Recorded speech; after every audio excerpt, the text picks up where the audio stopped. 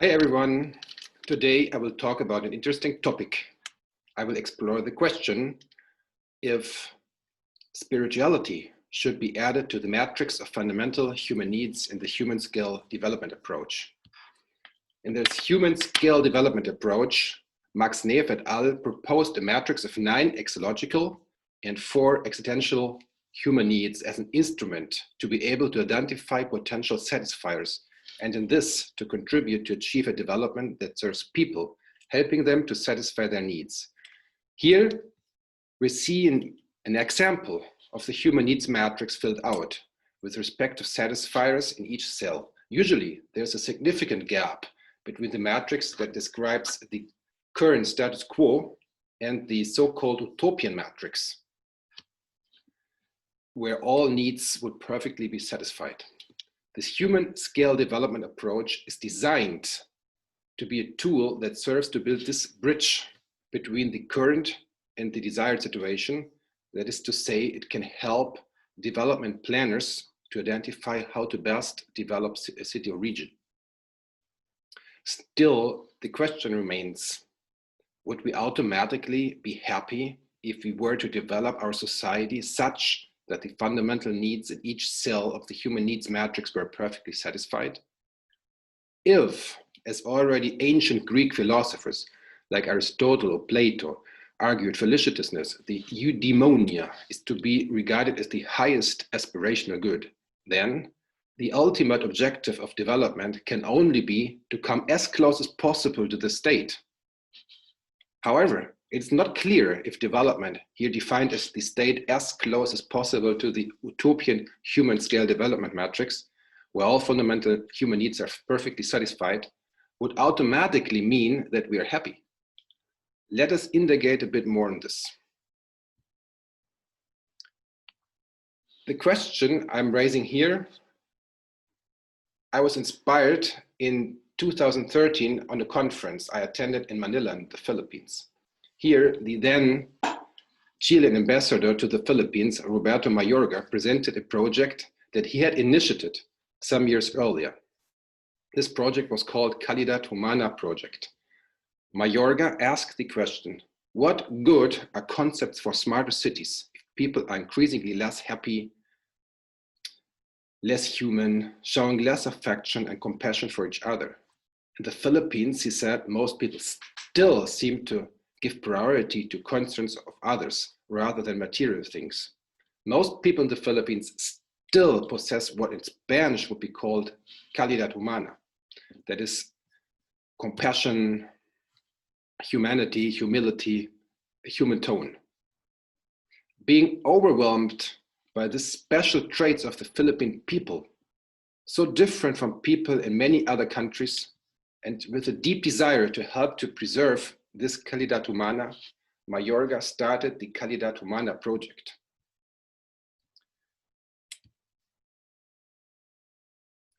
At the conference, the Chilean ambassador indicated that Calidad Humana was reflected even in the faces of people who seemed to almost constantly smile.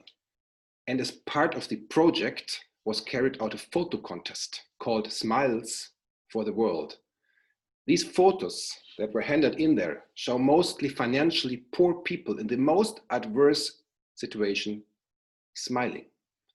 Children who do not even have clothes to wear smiling. And these are not the artificial smiles of people posing for a photo. Rather, they are smiles that convey happiness and warmth. Another impressive photo was taken at a school in an area that was heavily impacted by the devastating Typhoon Yolanda, one of the biggest typhoons that ever hit the Philippines. The Philippines is hit every year by typhoons, but this was the strongest or one of the strongest typhoons that ever hit the Philippines, also in 2013. And the photo depicts kids from the school, which had lost parts of its roof due to the destruction surrounded by debris, raising their hands with brave faces and the desire to move forward and smiling. Happiness has been a big issue since the United Nations convened a conference chaired by the Prime Minister of Bhutan on the subject in 2012. Since 1972, Bhutan's government has been taking measures to increase the country's gross national happiness instead of the gross national product. Bhutan was the first country to understand that economic growth does not necessarily make people happy. Well, this is what we are asking here. Now, does happiness depend on development? And first, we will explore the question if happiness goes together with GDP growth, and then if it goes together with some other kind of development definitions. And with GDP growth, it has nothing to do. Robert F. Kennedy, the nephew of the former ex-president, once said that GDP measures everything except that which makes life worthwhile. And my dear colleague, ex-colleague Manfred Max Neef used to point out that development is qualitative, while economic growth is something quantitative. The fact that economic growth does not make people happy can be understood intuitively. If, for example, we cut down all the trees in Chile's forests and sold them as chips to China, GDP could grow. But our well-being and much less happiness, at least for most people, would not be greater. Again, economic growth and development and much less happiness have nothing to do with each other. This observation can also be corroborated by the fact that countries with the highest GDP per capita are usually not the one with the happiest people, at least not according to the famous Happy Planet Index, and also not to the World Happiness Report and other studies. Perhaps we could conclude that maybe what we used to call development is measured incorrectly. In fact, even those indices that try to measure development alternatively, like the ISERF, the GPE, or many quality of life indices, to just name a few, have a similar materialistic focus as GDP. In some of those indices, they are even measuring the access to potable water or the access to hospital beds as variable to define development.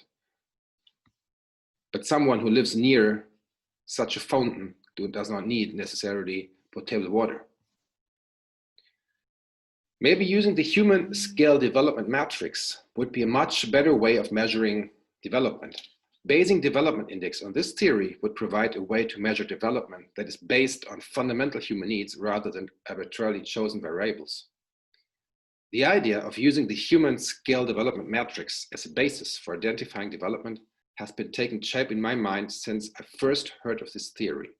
A human scale development index would quantify the subjective perception of the satisfaction of fundamental human needs. However, even if we measured development based on human needs instead of arbitrarily chosen material objects, it is still to be doubted that development and happiness go together in a synchronized manner.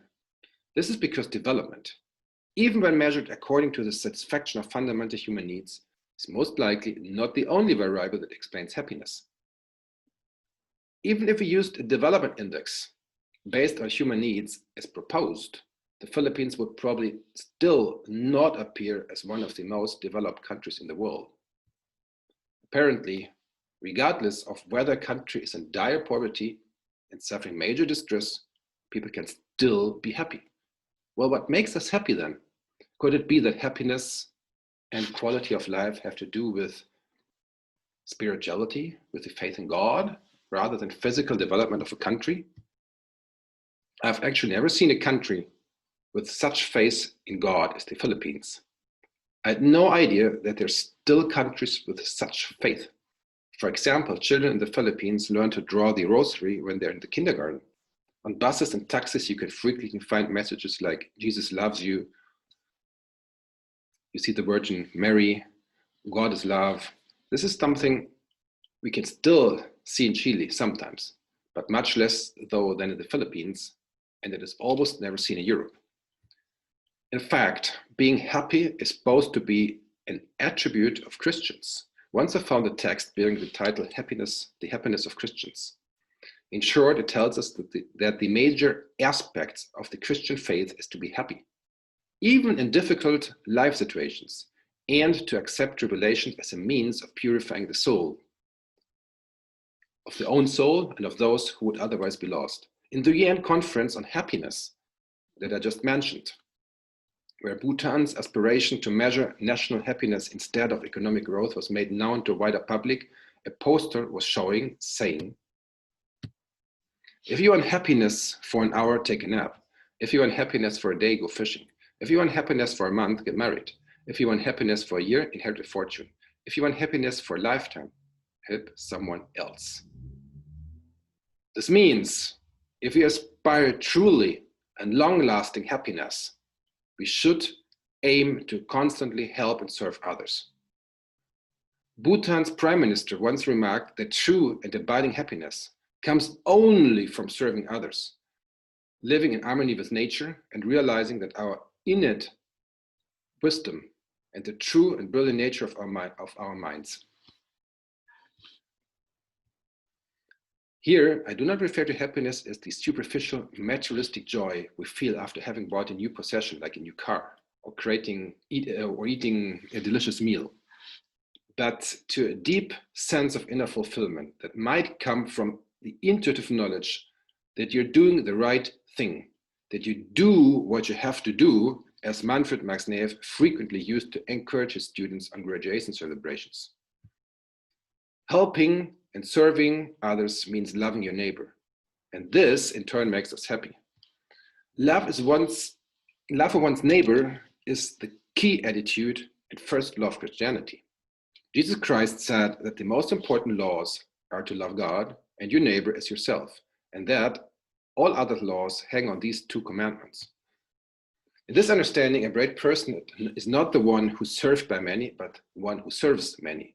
To put this in the words of the former US President John F. Kennedy, ask not what your country can do for you, rather ask what you can do for your country. Perhaps we could establish the following hypothesis. The greater the faith in God, or generally spoken, spirituality, you find in a country, the greater the humility, love for neighbors, and happiness of its people. In fact, many studies found a positive correlation between spirituality and happiness. For example, a study conducted in 2015 by the London School of Economics together with the Erasmus University Medical Center in the Netherlands found that participating in religious organizations was the only social activity associated with sustained happiness. In this context, it is particularly interesting that according to the Center of Bhutan Studies, in Bhutan, which is a country with a high degree of spirituality, only 10.4% of the citizens are unhappy. It's even more interesting that there are 0 unhappy people among the monks. Conclusions. If we agree with Aristotle that happiness is the highest aspirational goal, then a desirable human development is such that leads us to happiness. And since powerful arguments and even empirical evidence exist that spirituality is key for achieving deep, abiding, and long-lasting happiness, felicitousness, then spirituality should enter the matrix of fundamental human needs in the human scale development approach. This way, happiness and development, here development defined in terms of the satisfaction of fundamental human needs, would go hand in hand. And finally, let me give some final reflection. The conclusion that a certain degree of spirituality seems to be positively correlated with happiness brings up the following question. Does the obsession with efficiency and materialism found today in many countries find its origin in the loss of faith and spirituality? Could it be that people in countries, especially the Northern Hemisphere, are trying to compensate for lack of spirituality replacing values that really matter with materialism and consumerism? In Chile, many have still, to some degree, what could be called Calida humana and felicitousness. It is therefore imperative that we take good care of our spiritual values in Chile. Let us not be swayed by fads that come from countries that have long lost their spirituality and with it their Calidad humana and felicitousness, which they exchange for the seeking of growth and efficiency. Regarding the upcoming constitutional process, it is therefore of utmost importance that the fundamental right to the freedom of religion must remain guaranteed. Thank you very much.